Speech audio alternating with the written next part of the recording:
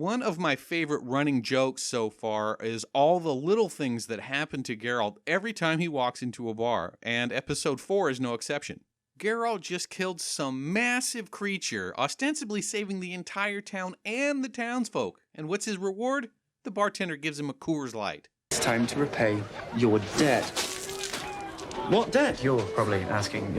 And that's the only acceptable face you're allowed to make when a bartender gives a grown man a Coors Light. But his day just keeps getting worse. His annoying, sometimes traveling companion, the Bard, asks for a favor and gets the traditional Witcher response. What I'm asking for is a teeny weeny little favor. Fuck off, Bard. Not content to accept no for an answer, the Bard resorts to homoerotic trickery. I'm not your friend. Oh, really? Oh, you usually just let strangers rub chamomile onto your lovely bottom. And that's the only acceptable look you can have when another grown-ass man offers to rub chamomile on your ass. Here we are. Where the fuck are my clothes, Jaskier? Realizing he's in a completely defensive position, Geralt begrudgingly agrees to be Jaskier's bodyguard, if for no other reason than to end this cringe. And that's the only acceptable face you get the point. So Geralt agrees to accompany the Bard to Princess Pavetta's engagement party. Fortunately for all of us, the tone of the storyline remains lighthearted and fun. Something about you reminds me of a scoundrel I once saw fleeing my wife's chamber. Drop your trousers. What? I didn't get a proper look at the little shit's face, but that pimply arse I'd remember anywhere. Eventually, Queen Calanthe shows up, and the ceremonies begin. Queen Calanthe of Sintra!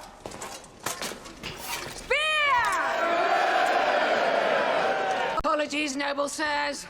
Few upstart townships in the south need reminding who was queen. I want to take a moment to highlight Queen Calanthe, or more specifically, the actress that portrays her, Jodie May. As written, the character of the Queen is contemptible. She's arrogant, condescending, very comfortable with abusing her own subjects, and has flat out committed atrocities against the elves. You're the daughter of the lioness. Behave like it. Perhaps I should have some starving serfs brought in to slaughter, or I could decapitate some elves and have their heads hung about as a lesson. However, Jodie May's portrayal of the character is so compelling, it alters your perception into a more positive light. The confidence, the affectations, all add a veneer of likability to a character that otherwise just wouldn't be there. Sadly, I just don't know how much more we're going to see of the Queen, so I wanted to take this opportunity to give credit where credit is due. The mirthful nature of the storyline continues along until things get serious when an unknown knight shows up to claim the hand of the princess. I am Lord Urcheon of Erlenwald, and I have come to claim your daughter's hand in marriage. As the Queen wants to use the princess to form a powerful alliance, she understandably has zero interest in this. A knight of no renown from a backwater hamlet. Things become even more convoluted when it's revealed that the knight is afflicted with a curse.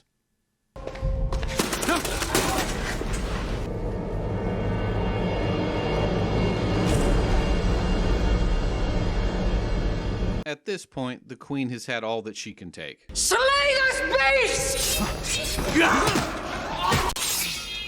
Lioness of Sintra, that I come to claim what is rightfully mine! Pavetta, by the law of surprise!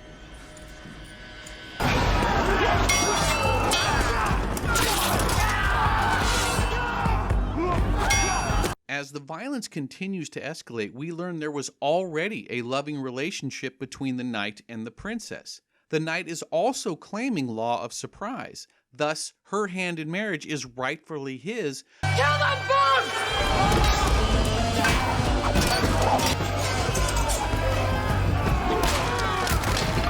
Law of surprise has been called.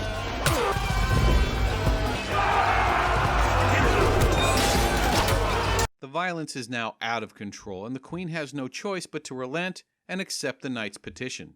Destiny has spoken, and I have listened. On the bright side, the wedding vows did break the knight's curse. With my blessing, I thee bind.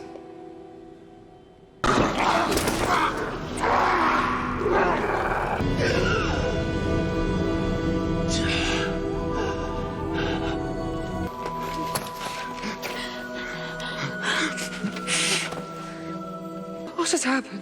I think your blessing of this marriage has fulfilled a destiny. Just as Geralt is about to leave, we actually get the most important scene for his story in this episode. No, wait! Wait! You saved my life. I must repay you. The law of surprise. Give me that which you already have, but do not know. No! What have you done, Witcher? Destiny can go.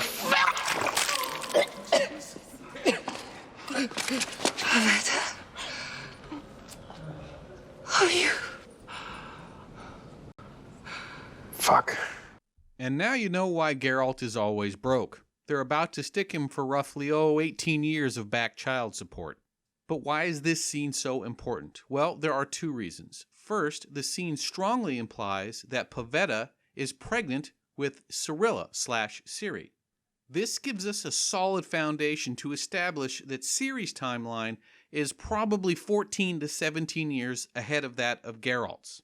Finally, it also establishes the origin of the strong connection, as alluded to in previous episodes, between Geralt and Ciri. The bond that will come into being between you and this child, when it is born, will be extraordinary. Yennefer's participation in episode 4 is short but action-packed. Essentially, she's traveling with the Queen and the Queen's newborn child when they are set upon by an assassin apparently hired by the king.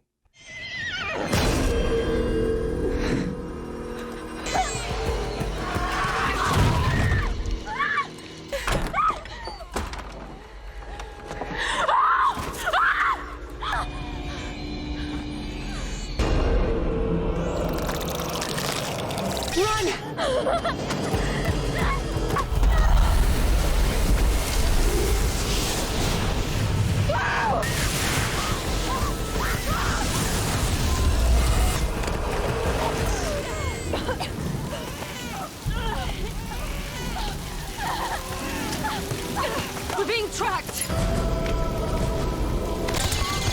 This scene just looks badass, so let's pause it here. Despite Yennefer's best efforts, the ambush is just too well planned. Unfortunately, the Queen and child are both murdered, but Yennefer does escape intact.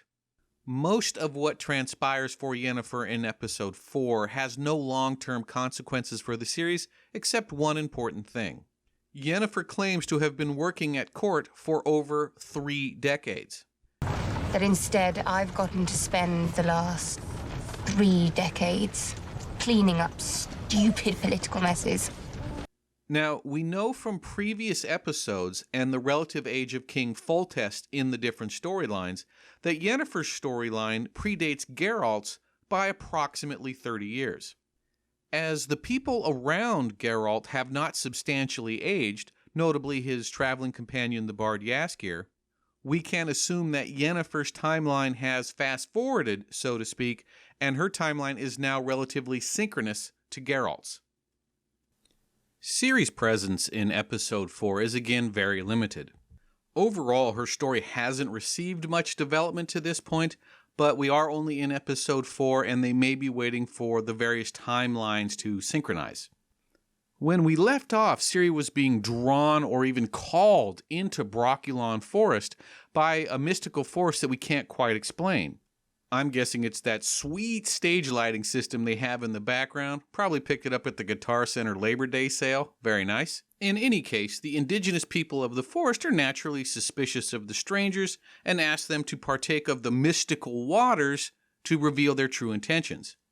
I'm guessing they picked up these mystical waters at Guitar Center as well. Not from the inside, but from that guy in the parking lot with the van. You know who I'm talking about.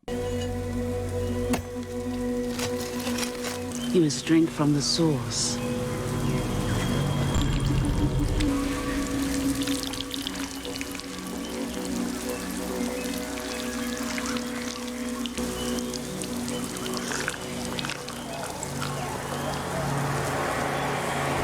once Ciri tastes of these mystical waters, we are left with this cliffhanger.